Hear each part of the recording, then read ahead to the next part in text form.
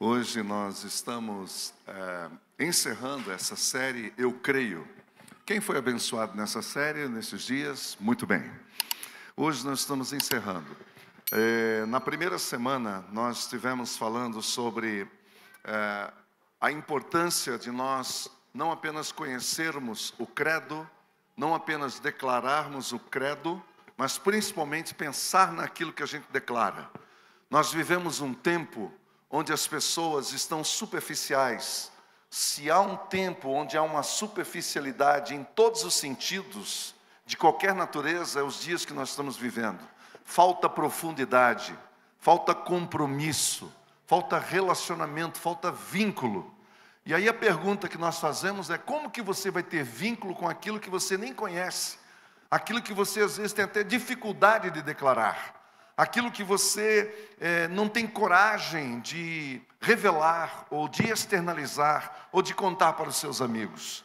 Quando o credo começou a ser construído, sim, porque ele foi construído ao longo de um período, e alguns autores dizem que a última formação dele, que é a que a gente usa aqui, foi do século VII, eu achava que era do VI, mas então é do VII, muito bem. E então isso significa que são 700 anos construindo uma declaração de fé, e isso não é uma brincadeira.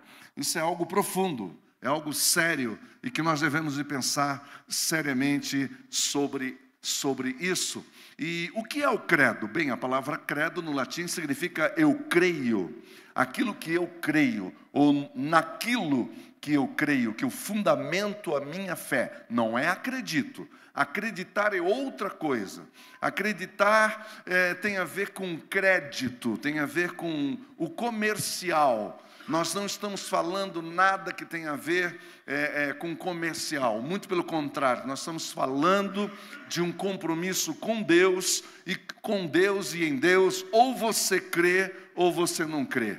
Ou você confia, ou você não confia. E esta realmente é a mensagem que nós temos aprendido nesse credo. O credo apostólico é um dos mais conhecidos, dos mais queridos e dos mais recitados na igreja ao redor do mundo. No Brasil, é mais comum você encontrar a citação do credo em igrejas históricas, além da igreja católica, é claro. Eu estou me referindo à Igreja Católica Apostólica Romana, mas além dela, nós temos as igrejas históricas, anglicanas, presbiterianas e igrejas de origem dos princípios da Reforma Protestante, porque é claro que o que está no credo, de novo, não é de uma denominação, mas foi algo criado pela igreja. E por que isso é importante? Porque quando alguém pergunta a razão da sua fé, você tem de um modo muito sintetizado, muito objetivado, de maneira bem simples, básica, e aí você expõe toda a sua fé. No primeiro artigo, ele é dividido em 3 artigos, o credo apostólico. O primeiro que nós vimos foi o do Deus Criador e de Sustentador, quando nós afirmamos que nós cremos em Deus, Pai Todo-Poderoso, Criador do céu e da terra.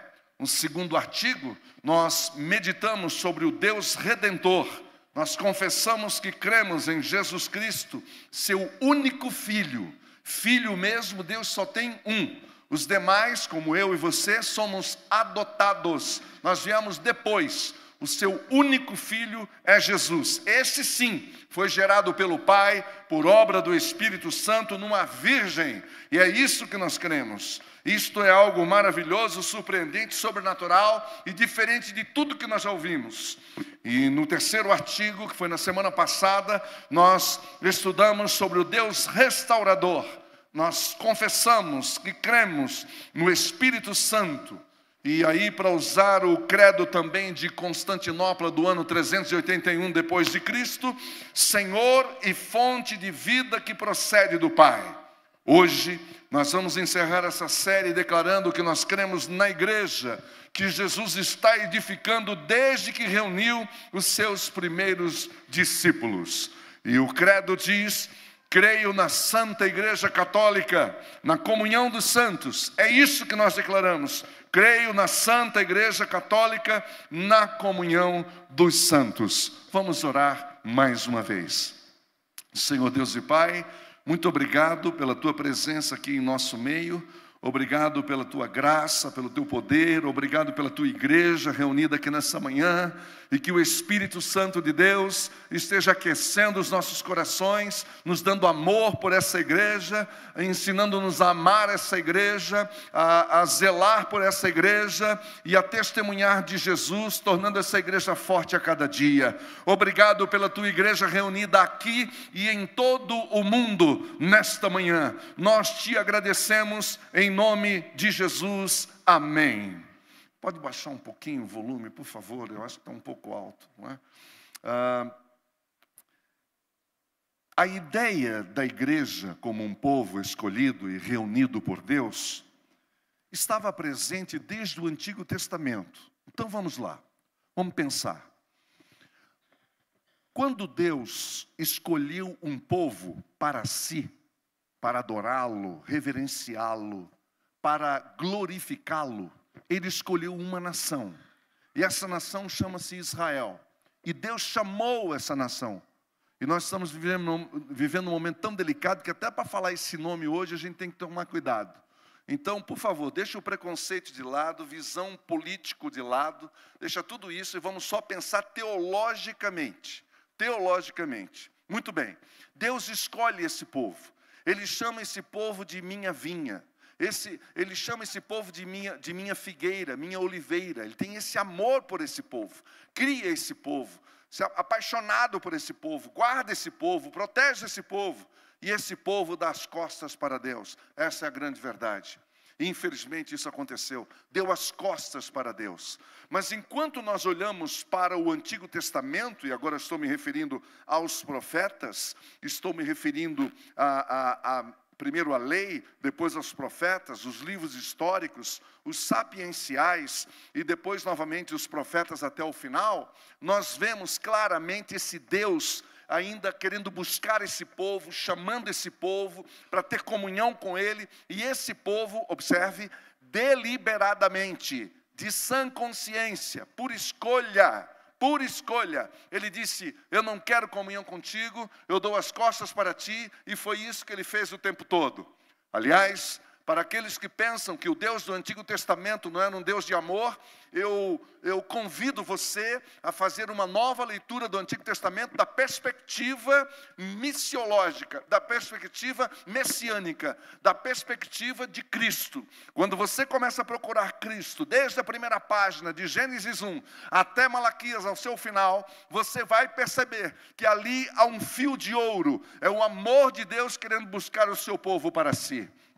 Como esse povo rejeitou, então o Pai, então providência de Deus e da Trindade excelsa, eles mandam o seu Filho único para buscar, para resgatar, para reconciliar esse povo com Deus. Então Jesus veio fazer exatamente isso. Ele veio reconciliar o povo com Deus. E aí você vê que nasce um outro povo. Agora é mais na compreensão de que nós temos hoje. No conceito que nós temos hoje, não só uma nação, mas muito mais do que isso, um povo de várias etnias, com várias facetas, numa diversidade extraordinária, é o povo de Deus.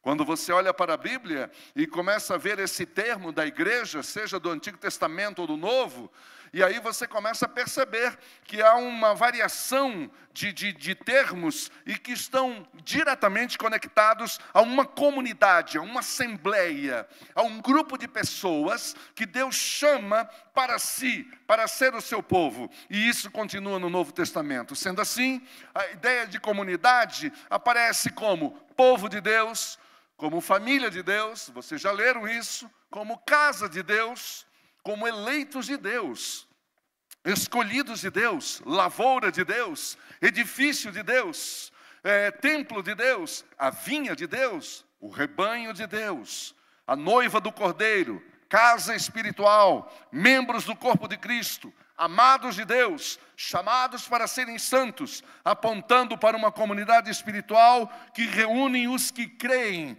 em Deus Pai, Deus Filho e Deus Espírito Santo. Jesus se apresentou como o edificador dessa igreja, que Ele chamou E ele chamou primeiro um grupo pequeno de pessoas. E eu diria, um grupo de 12 homens improváveis. 12 pessoas, 12 jovenzinhos. Nós vimos aqui hoje a nossa banda, né? Até o Robson ficou feliz, porque daí a idade dele, como é bom ficar no meio da moçada, né? Então aqui a nossa banda de jovens estava tocando hoje. Eram meninos assim. É meio fora da caixa que a gente não para pensar nessa história. Pensar que Jesus escolheu jovenzinhos, não velhos como eu, mas pessoas jovens, meninos jovens. Nós estamos falando de 20 anos, 21 anos. Ora, Maria gerou Jesus entre 16 e 17 anos. Você sabe o que é isso? Você tem uma ideia do que é isso? Pense em você, pense na sua idade. O que você já fez na vida, o que você não fez. E olha que interessante, Jesus chama esses 12 para estar com ele. Essa foi a primeira igreja de Jesus, a primeira eclésia. A palavra eclésia quer dizer arrancados, puxados para fora. Essa tem uma certa ligação com as assembleias das cidades gregas. A ideia era essa. Então você tem uma cidade grega, que era debaixo de um governo de república, e ali havia essa democracia, e essa democracia, ela se estabelecia dentro de uma assembleia. Esta assembleia era tirada daquele grande número de pessoas, era pensado um grupo de pessoas que iria pensar a cidade, que iria discutir a cidade, e iria procurar o bem-estar de todos, ficava em torno daquela assembleia, que foi escolhida exatamente para isso. E é interessante, porque há casos, não estou falando agora das cidades gregas, que eram tão grandes as assembleias, quase tão grande quanto o número de habitantes daquela comunidade. Jesus usa esse conceito, e ele tira do mundo, ele tira uma porção, ele tira um grupo e chama esse grupo de minha igreja. E esses 12, então, começam a caminhar com Jesus. E no decorrer da sua caminhada, depois de 3 anos e 3 meses de ministério público, já são em 120 que ficam lá, dentro daquele cenáculo. Inclusive a mãe de Jesus está ali, e estão aguardando a promessa que ela acontece no dia de Pentecostes. Então naquele dia Pedro se levanta com toda a autoridade e prega o evangelho de Jesus, e aquilo é maravilhoso, porque aconteceu uma coisa que extraordinária. Eles estavam todos dentro do cenáculo. Assim que Jesus morreu, depois ressuscitou, mas eles continuavam presos ao cenáculo. Eles continuavam com medo, inseguros, com medo dos judeus, todos trancados.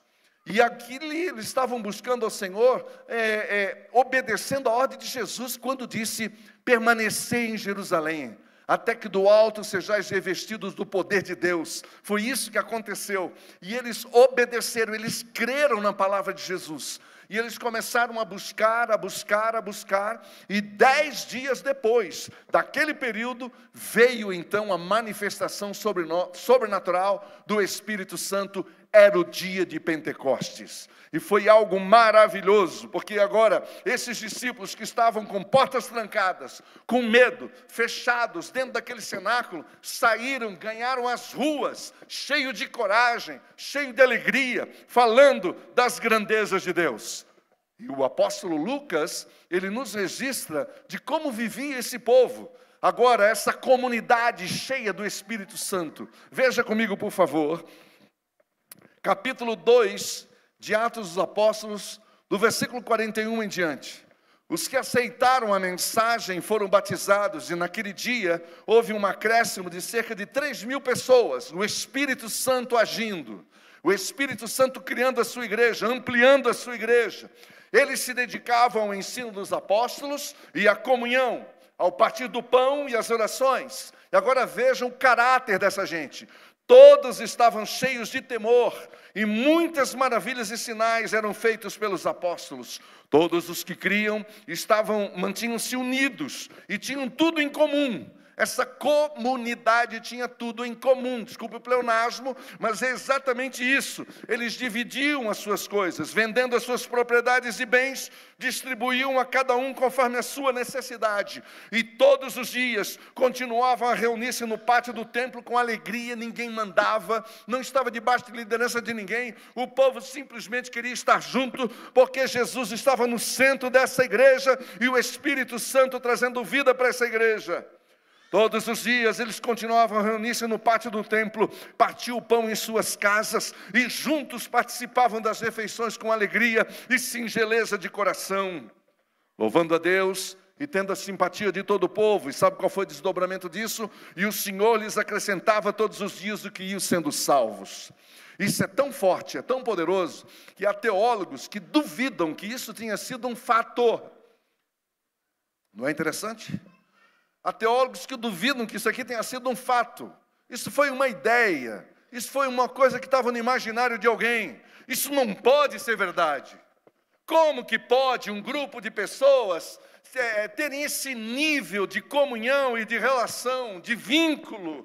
Como que pode um grupo de pessoas que não se conhecem, nunca se viram, e de repente estão comungando uns com os outros? Isso é milagre de Deus, isso é milagre do Espírito Santo. Essa é a igreja de Jesus, essa é a igreja que nós cremos. Amém? Eu pensei que vocês não estavam aí. O derramar do Espírito na vida da igreja foi o grande divisor de águas. Foi um grande divisor de águas. De novo, ele arrancou de dentro para fora esses discípulos, trazendo-os para fora, ganharam as ruas, falando da grandeza de Deus e glorificando o nome de Jesus. Ali estava nascendo a igreja de Jesus. O Espírito Santo é a alma da igreja de Jesus. Ele é a alma. A igreja pertence ao Espírito Santo em seu sentido mais profundo. É isso exatamente que nós precisamos entender, porque sem o Espírito Santo a igreja não subsiste. Tudo o que acontece na igreja é fruto do Espírito de Jesus. Tudo o que acontece na igreja é fruto do Espírito de Jesus. Se não, veja isso, eu vou falar agora com você. Quem te trouxe aqui? Quem convidou para você vir aqui? Observe, você jamais viria aqui a esta hora, neste domingo, onde você poderia estar passeando no parque com a sua família, mas você disse: não, eu sou igreja, eu pertenço à igreja, eu quero estar no meio da igreja de Jesus. O Senhor Jesus está na essência dessa igreja, no DNA.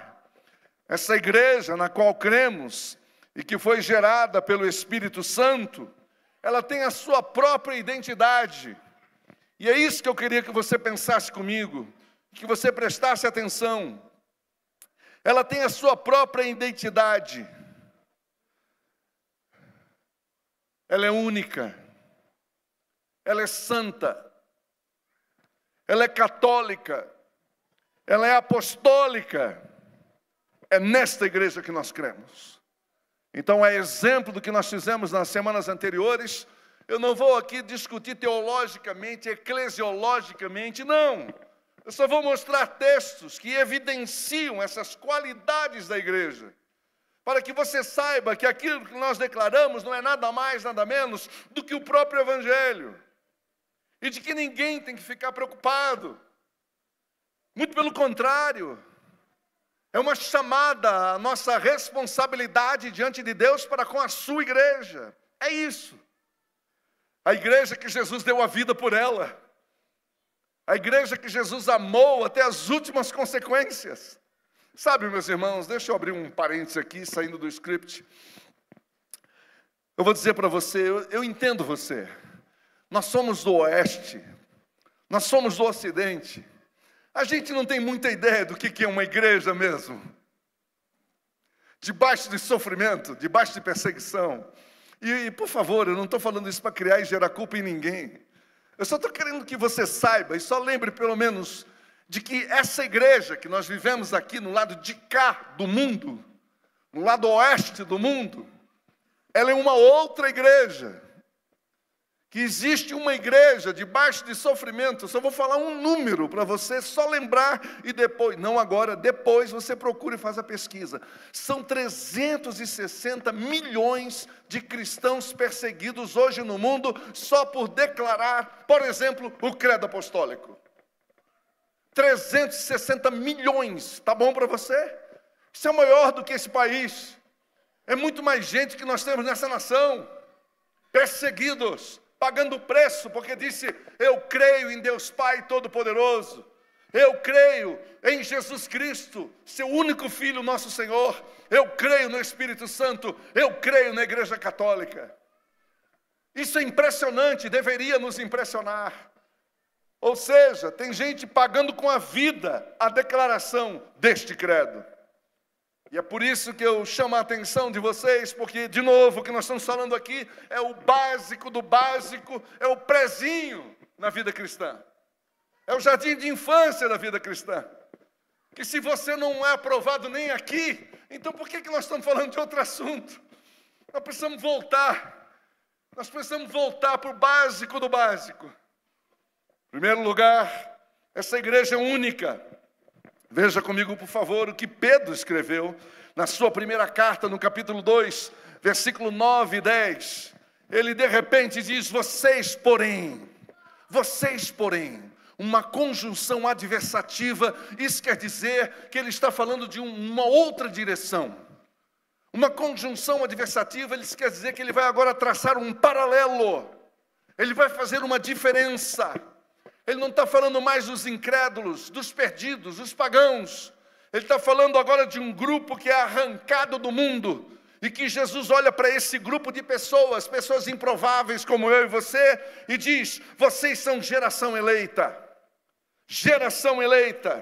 sacerdócio real, nação santa, povo de propriedade exclusiva de Deus, para anunciar as grandezas daquele que os chamou das trevas para a sua maravilhosa luz. Antes, vocês nem sequer eram povo, mas agora são povo de Deus. Não haviam recebido misericórdia, mas agora o receberam. Aleluia! Louvado seja o nome do Senhor. Essa igreja é única, ela é única. É a comunidade dos eleitos. Não é eleito pelo líder, não é eleito pelo pastor, não é eleito pelo clero, não. É eleito pelo próprio Deus. É o próprio Deus que nos chama. É por isso que essa igreja é tão diversificada. É por isso que essa igreja é tão diferente. É por isso que nessa igreja tem gente de tudo quanto é cor, de tudo quanto é status social. É porque ela é escolhida pelo Pai, e Ele não olha a aparência, Ele olha o coração. Ele chama pelo coração. Essa é a comunidade dos chamados pelo próprio Deus. Povo de propriedade exclusiva, eu gosto dessa tradução. Povo de propriedade exclusiva de Deus. Exclusivo de Deus. Deus distribuiu dons, ministérios aos seus escolhidos para edificarmos uns aos outros. Veja o que Paulo escreveu no capítulo 4, quando trata exatamente dessa questão da igreja. Ele está falando dessa maravilha que é a igreja, o potencial da igreja, os ministérios da igreja. Veja capítulo 4, versículo 3. Façam todo o esforço para conservar a unidade do Espírito pelo vínculo da paz. Está falando com a igreja. Há um só corpo, há um só Espírito. Assim como a esperança para a qual vocês foram chamados é uma só. Há um só Senhor. Há uma só fé, é um só batismo, e a gente briga tanto por esse batismo, que é por efusão, que é por aspersão, que é por imersão, e cada um defende uma coisa e vira uma guerra. Então há um só Senhor, uma só fé, um só batismo, um só Deus e Pai de todos, que é sobre todos, que age por meio de todos e que está em todos. Amém, meus irmãos? Isso é maravilhoso.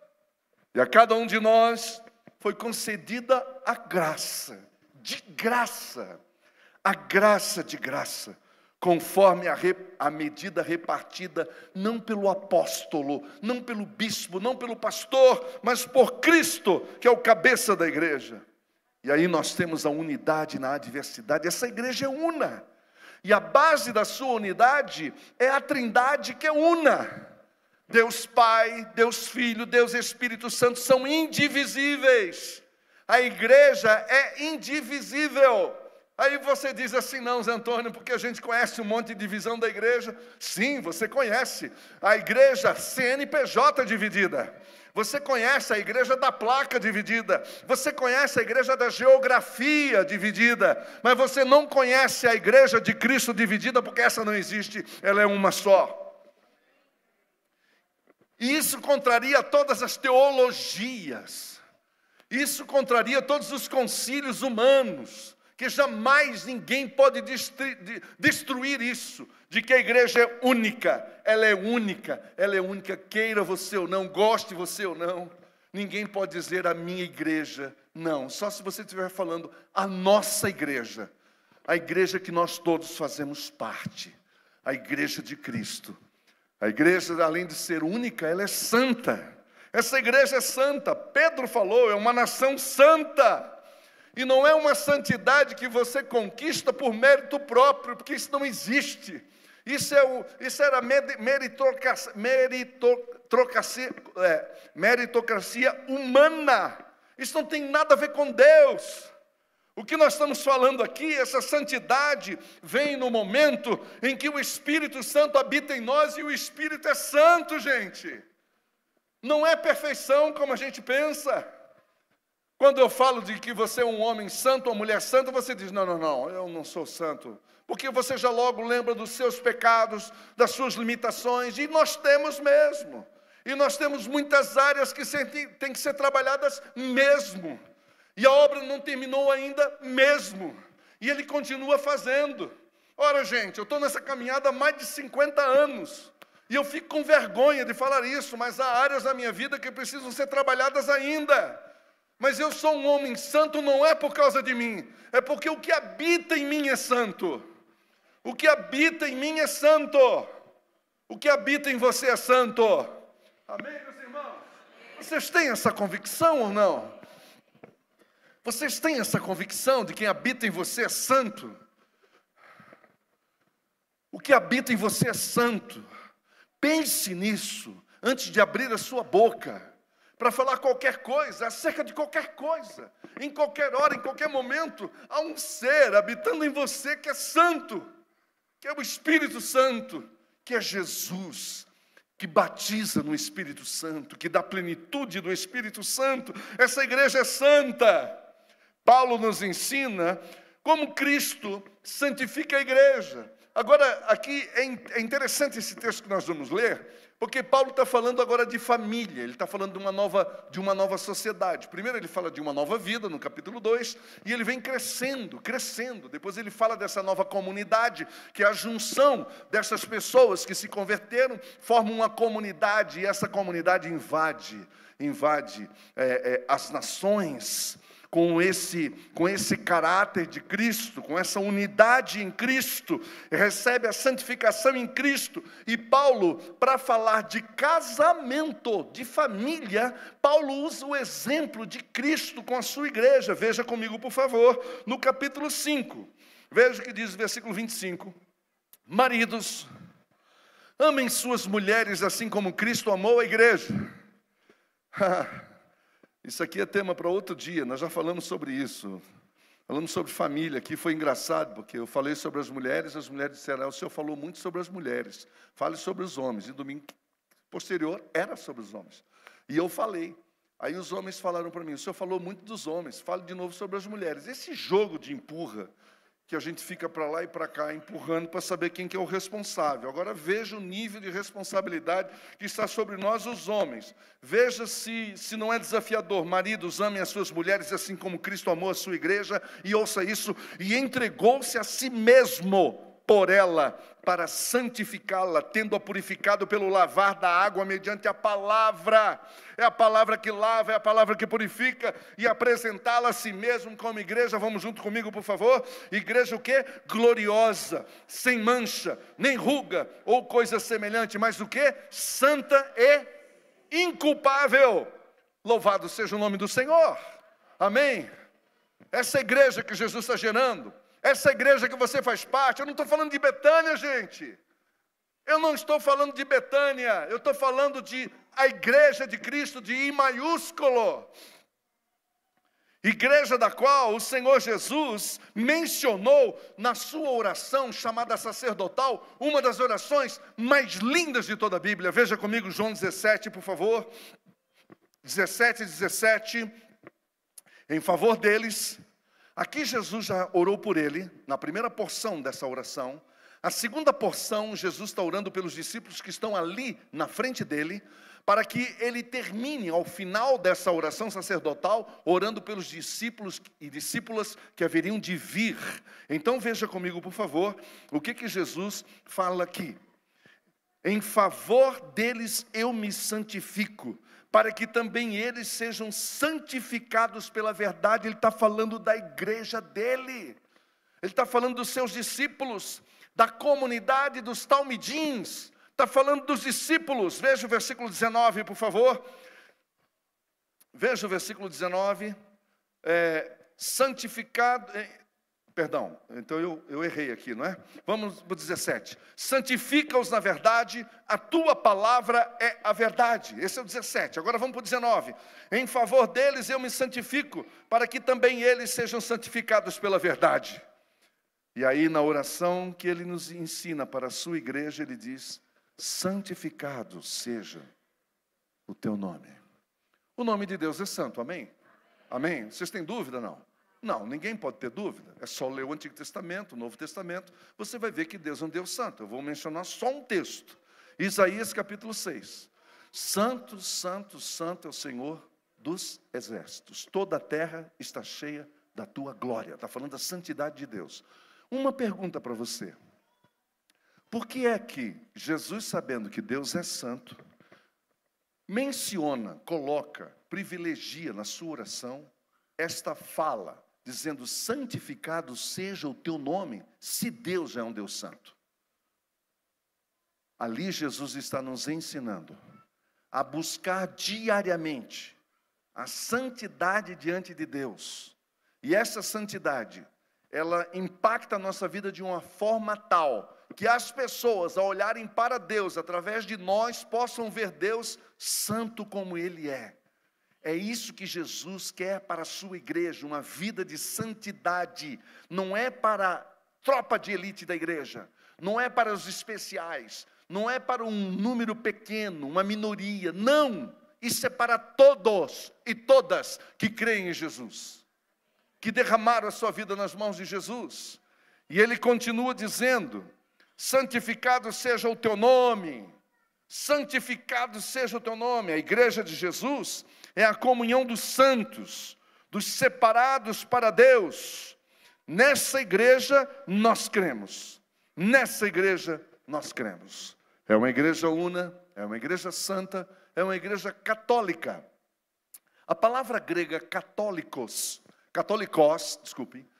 a palavra grega católicos quer dizer geral, abrangente, universal, aquilo que abrange todas as coisas. É isso que significa a palavra católicos. Especialmente no Brasil, nós temos muita dificuldade com, eu estou falando agora dos crentes evangélicos, muita dificuldade com tudo que pronuncia a palavra católico. Eles têm ojeriza, eles têm um problema, uma dificuldade, uma guerra, que surgiu isso de algum modo, em algum momento na história desse país. Isso veio lá de trás, lá da época do Império. É uma outra história, um dia a gente conta isso.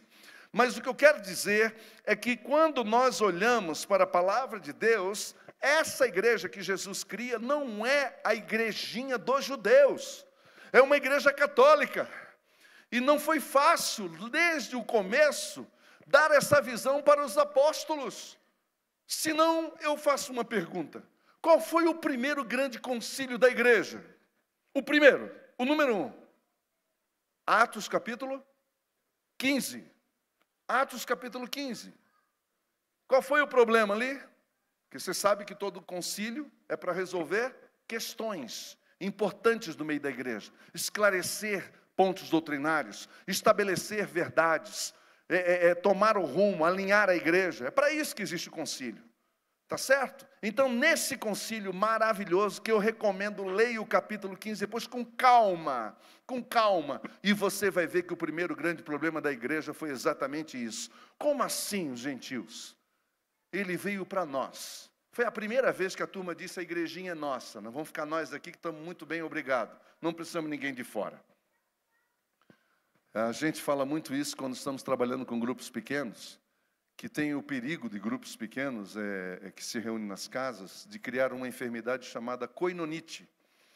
Koinonite é o nome de uma enfermidade que cai naquele grupo que está muito gostoso, que é uma delícia, está todo mundo em comunhão, né? E eu estou vibrando com os grupos que tem aí na Betânia, tem uns aí que a turma fala: não, o senhor não precisa vir aqui que está tudo bem. E eu vejo, e está indo muito bem lá, mas tudo bem, isso é uma outra história, não é? É que está tão gostoso, eles falam assim: ah, pastor, deixa a gente aqui, está tudo tão gostoso. Então, nós somos assim mesmo, a gente quer andar só com os nossos iguais, entendeu? Só com os nossos iguais. Se tiver um diferente, a gente tem dificuldade. Então, deixa-me dizer uma coisa clara para você. Jesus aceitou você na igreja dele. Jesus me aceitou na igreja dele. Por que não aceitaria o outro? Jesus aceitou uma pessoa como eu na igreja dele. Por que ele não aceitaria outro? A igreja dele é católica. Nós precisamos entender a catolicidade da igreja, a universalidade dessa igreja. E é tão complicado que, se você fala católico, está falando da igreja católica romana. Se falar universal, está falando daquele bispo que todo mundo conhece. É um negócio sério. É um problema sério. Então vamos voltar para o termo e vamos ficar na base aqui. Pronto. A igreja que Jesus edifica, que ele está edificando essa igreja, é uma igreja católica. E veja que quando ele fez essa oração maravilhosa, ali nas suas últimas horas, no capítulo 17, agora no versículo 20, por favor, ele diz o seguinte: a minha oração não é apenas por eles. Olha Jesus ampliando o leque aqui. A minha oração não é apenas por eles. Eles é aqueles ali. Tinha 11 junto com ele ali. O 12º já tinha saído da reunião. Você está entendendo? O 12º já tinha dito para o cabeça da igreja: não faço parte disso. O 12º fez uma escolha, falando: não me ponha no meio disso.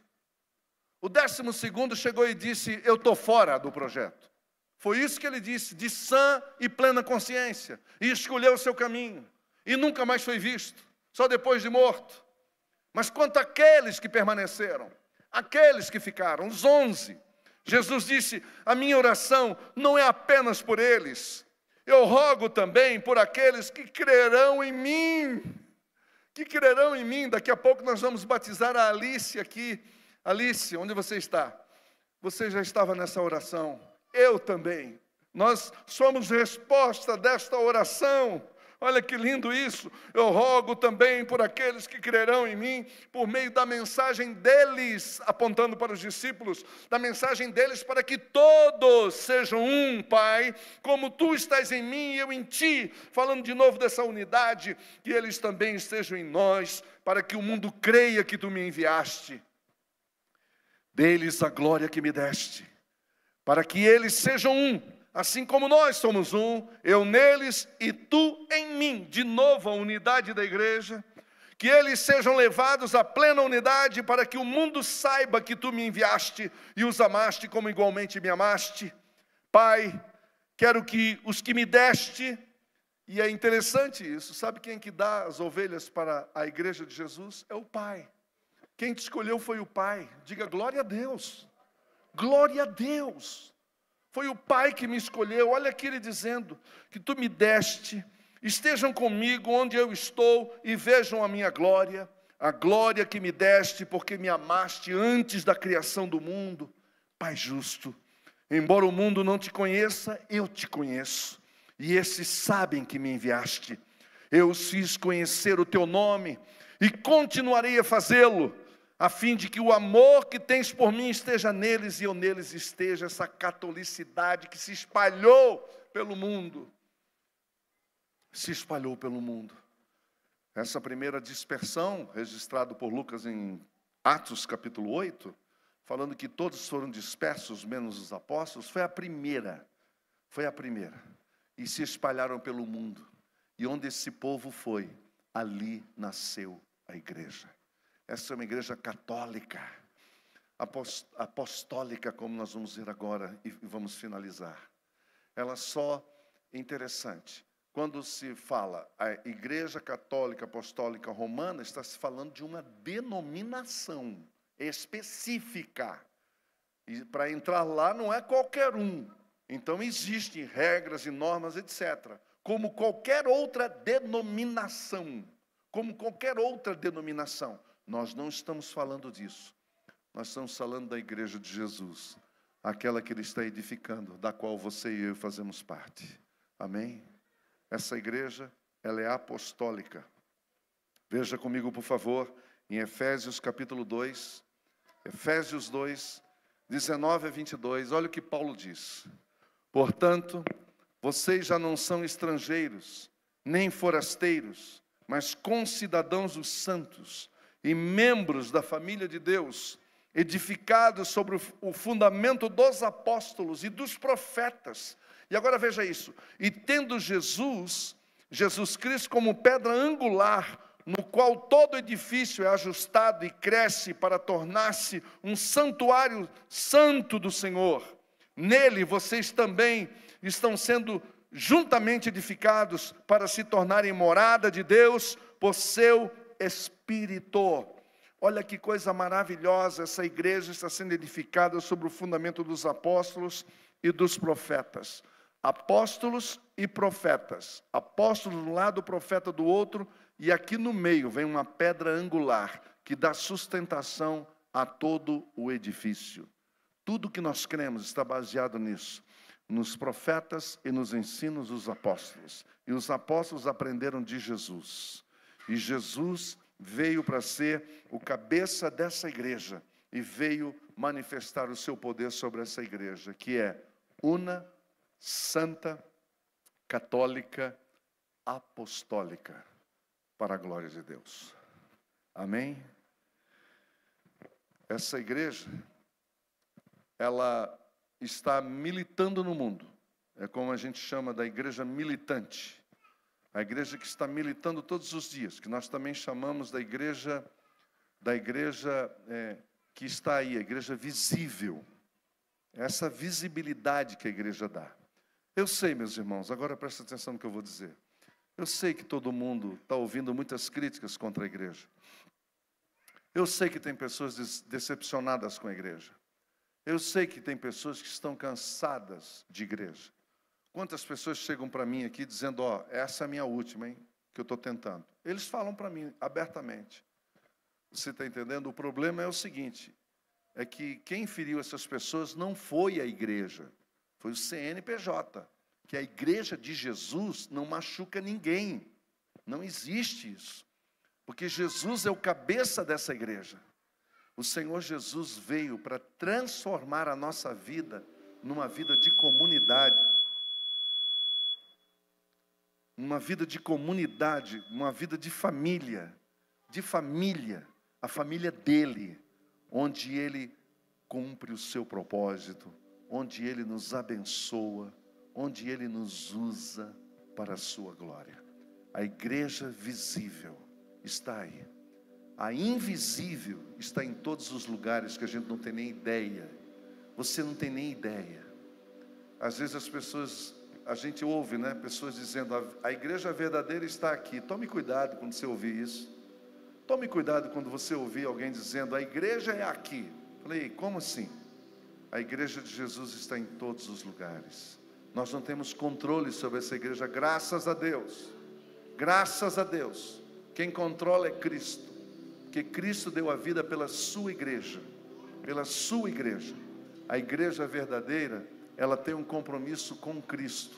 Deixa eu falar para você e aí nós vamos para a conclusão.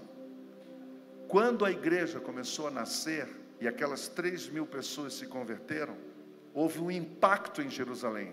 Não pequeno, um grande impacto. E aí, até então, eles estavam achando que era só uma seita dentro do judaísmo crescendo. Então, começou a haver as perseguições. E na medida em que a perseguição começou a pegar a igreja, e pessoas começaram a morrer, e mais pessoas se converterem, alguém disse: para lá, isso aqui não é só uma seita, isso aqui não é só uma brincadeira, tem gente dando a vida por isso. O que é isso? E aí chamou a atenção. Que fenômeno é esse? Que as pessoas estão dando a vida delas por essa igreja. O que é isso? E aí eles se depararam com o maior movimento de vida da história da humanidade, chamado Igreja de Jesus Cristo. A igreja do Senhor, da qual Ele deu a vida por essa igreja. Por isso eu posso dizer: eu creio na igreja. Amém? Você crê na igreja? Eu creio na igreja. Eu creio na igreja de Cristo, única, santa, católica, apostólica. Vamos dizer junto comigo? Eu creio na igreja de Cristo, única, santa, católica, apostólica. Ficou fraco? Vamos lá? Eu creio na igreja de Cristo. Vai. Única, santa, católica, apostólica. Como que nós colocamos isso em prática? Eu te digo, em 3 frases. Primeiro, valorize a igreja e venha ser a igreja. Não defenda a igreja. A igreja não precisa de defesa. Sabe qual foi a maneira que esse povo defendeu a igreja? Vivendo a vida de Cristo. É só isso.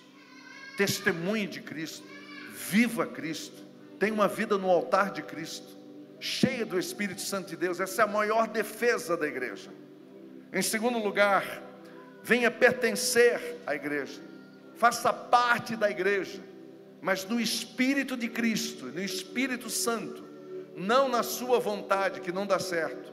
Faça parte da igreja dizendo: Cristo amou essa igreja, eu faço parte dessa igreja, eu quero fazer a diferença. E em último lugar, sirvam com seus dons e seus recursos a igreja de Cristo. Invista a sua vida na igreja de Cristo. As pessoas me perguntam: como é que você aguenta?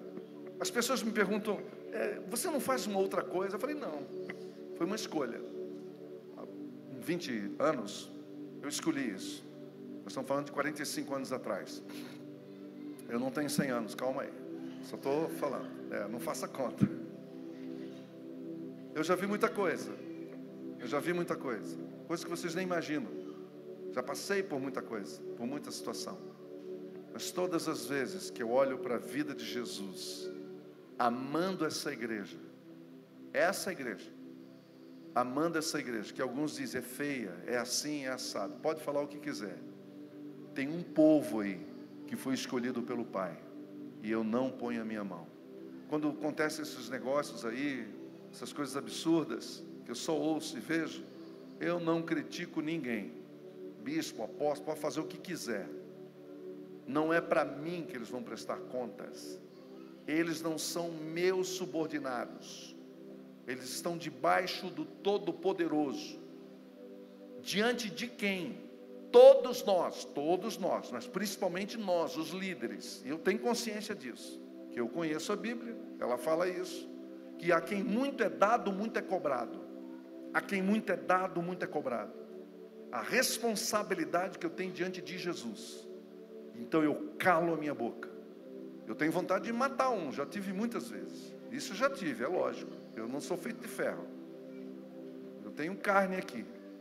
Mas imediatamente o Espírito Santo dizendo: cala a boca, que a igreja não é sua. Apenas coloque-se no seu lugar. Até eu aprender que eu só estou aqui pela graça de Deus. Eu só estou aqui pela misericórdia de Deus. Eu só estou em pé pela graça de Deus. Eu só estou hoje, essa igreja aqui só está aberta hoje aqui por causa da graça de Deus. É da graça de Jesus. Isso não é conversa de pastor, não. Eu sei o que eu estou falando. Eu sei o que nós já passamos aqui. Eu creio na igreja. E eu sou apaixonado pela igreja. Apaixonado pelo reino de Deus. E eu queria que você se apaixonasse pelo reino. Pela igreja de Jesus. Não pela igreja do José. Isso não existe. A igreja não é minha. É por isso que eu não vivo no pé de vocês. Porque vocês é que tem que se tocar. Vocês são livres. Vocês são homens e mulheres livres. Vocês são livres. Vocês são livres para servir onde vocês quiserem. mas sirvam com paixão e com amor. Não faça nada meia boca, nada meia boca. Dê tudo que vocês têm pela igreja de Jesus, entendeu? Sirva a igreja de Jesus, ame a igreja, zele pela igreja, ore pela igreja, ore pela cabeça da igreja, pelos pastores da igreja, ore por nós. É muito difícil, não é fácil, mas a igreja de Jesus, a obra dele, nós estamos descansando nele, e ele está fazendo. Toda vez que vem alguém para mim e fala, olha, continue, eu estou entendendo. Eu falei, glória a Deus, porque a proposta desta comunidade aqui é você pregar o Evangelho e esperar que o Evangelho faça a obra na vida da pessoa, sem ter que ninguém, desculpe a expressão, desculpe a gíria, né? Sem ter que pegar no pé de ninguém, sem ter que ficar pegando no pé de ninguém, pressionando ninguém. Mas nós queremos que caia a ficha, que você entenda, porque é possível. A melhor igreja de Londrina para ficar numa boa é essa aqui, porque não vai ter ninguém no seu pé. É essa aqui, que ninguém vai pegar no seu pé, para dar dinheiro, para servir na igreja. Não, você serve se você quiser. É que nós queremos que você chegue naquele ponto dizendo, meu, a honra é minha, o privilégio é meu, eu não vou abrir mão disso. Eu não vou abrir mão disso. É um privilégio, uma honra poder servir ao meu Senhor, ao meu Rei, ao meu Redentor, ao meu pastor, ao bispo da minha alma, que é o Senhor Jesus. Espero que o Espírito Santo de Deus fale ao seu coração e você se apaixone pela igreja dele. Que você não tenha vergonha de dizer, eu creio em Deus Pai, o Todo-Poderoso. Que você não tenha vergonha de dizer, eu creio em Jesus Cristo, seu único Filho, nosso Senhor. Que você não tenha vergonha de dizer, eu creio no Espírito Santo.